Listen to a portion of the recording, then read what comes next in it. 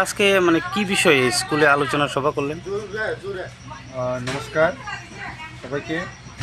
Actually আজকে আমাদের যুব Krishnanagar SB school SMC committee এবং এলাকাবাসী নিয়ে একটা আলোচনা সভা হয়। আলোচনার বিষয় ছিল আমাদের আইএস থেকে স্কুলের হেডমাস্টারের কাছে একটা রিপোর্ট আসে যে স্কুলে আগামী দিন বহাল থাকার জন্য তা নিয়ে একটু আলোচনা হয়।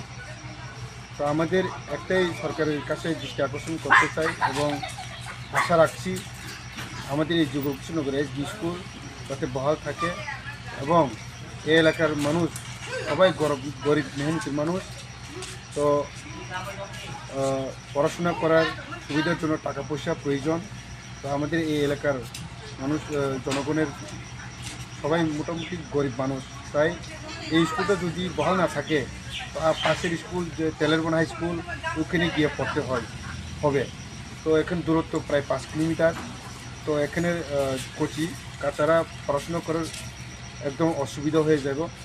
কাজে আমরা আমাদের মাননীয় ডাক্তার মানিক সাহা মুখ্যমন্ত্রী আমাদের রাজ্যের, ওনাকে মন দিয়ে রিকোয়েস্ট করছি যাতে আমাদের এই যুব কৃষ্ণনগর এসবি স্কুল আমাদেরকে বহাল রেখে এই এলাকাবাসীর একটা সুন্দর করে আরও এগিয়ে পড়াশোনার এগিয়ে নিয়ে যাওয়ার সুযোগ যাতে দেয়, ওইটা আশা করছি আমাদের মাননীয় ডক্টর মানিক সাহার কাছে।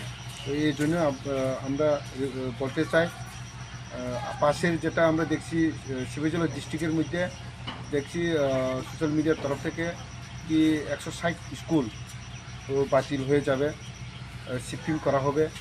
তো এরকমই আমরা মনে করি যাতে আমাদের স্কুল এসবি স্কুলটা শিফটিং না হয়, এটা বহাল থেকেই আমাদেরকে এলাকাবাসীর গরিব মানুষের জন্য পড়াশোনা